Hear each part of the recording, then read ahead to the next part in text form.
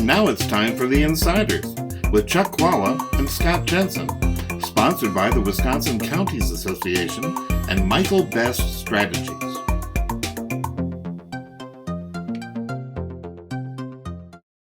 Hi, I'm Chuck Chvala, former Senate Majority Leader. And I'm Scott Jensen, former Assembly Speaker. We're the Insiders. So, Scott, is there? I got to believe there is. But what do you think is the impact of the indictment of Donald Trump out in New York going to mean for Wisconsin politics, whether presidential or otherwise, going forward for next year? Well, I tell you what, over the last couple of years, we've seen an interesting Democratic strategy in political races, in that they have gone into primaries and tried to jigger the primary to get the most vulnerable Republican candidate to emerge from that primary.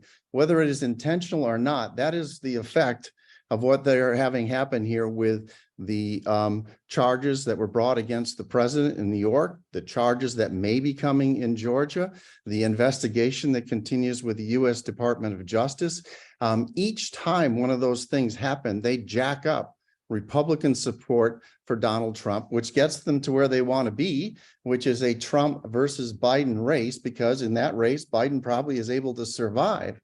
Again, whether or not this is the strategy or just happenstance, I think that's exactly what's happening. The president's numbers, President Trump's numbers, are climbing through the roof. Republicans who are mumbling about him and complaining about him a couple of weeks ago are now rallying around the president.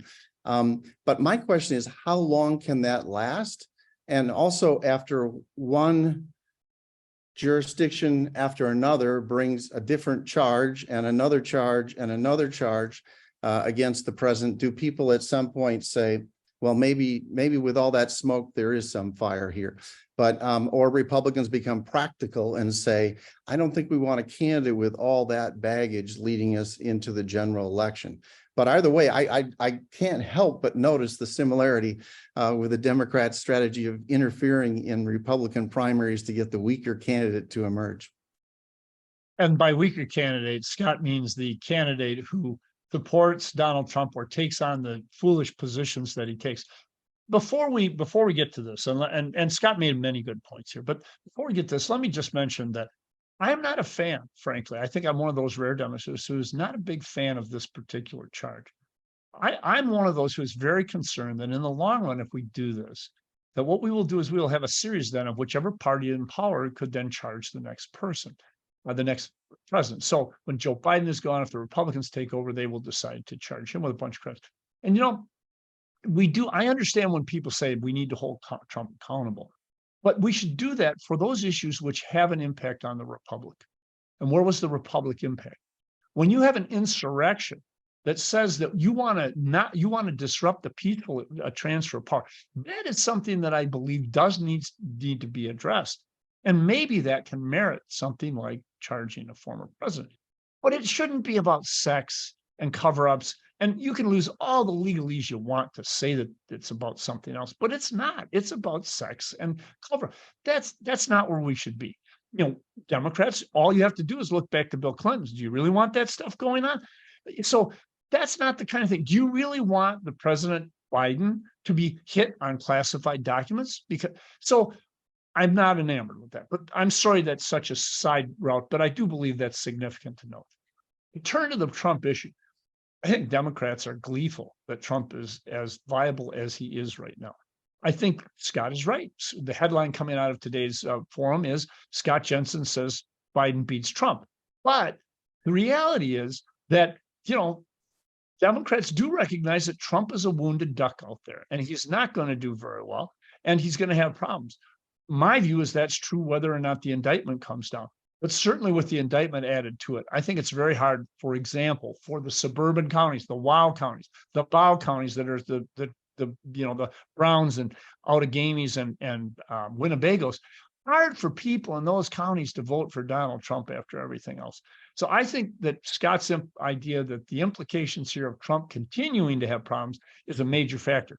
Whether or not other indictments will make that go more in their favor or bring Trump down farther, I don't know. I think that Trump's base is what it is. And what's unfortunate for Republicans, it seems to grow the more he is gone after. And that's where we seem to be, grievance politics. Yeah, I'm going to agree with you on the fact that, when someone loses a race, most people think that is a significant punishment, especially when the race is for something as important as president of the United States. And so when Donald Trump won in 2016 and lots of his crowd was shouting for lock her up, cooler heads prevailed.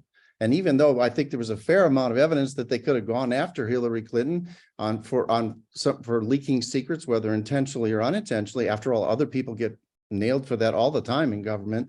Cooler heads prevailed. They didn't do that. They didn't go back like a banana republic and try to charge their opponent in the election with a crime. And I would hope that cooler heads would prevail as well in this matter, but we will see. But no matter what, Chuck, I think we can agree that these investigations and possible future charges will certainly shape American politics over the course of the next year. Yes, they will. And there's so many entanglements and lanes we could go down here. But I think we're going to have more opportunities to talk about this. And I think it deserves further discussion, because at the end of the day, unless we get this right, the future of our republic is in jeopardy. And that's something that we should all remember and keep calm heads as we go through it. And that's why I want to get out on the table that I'm one Democrat who thinks going after Donald Trump on sex and cover-ups is not where we want to be. See you next week. You've been listening to The Insiders with Chuck Chvala and Scott Jensen, sponsored by the Wisconsin Counties Association and Michael Best Strategy.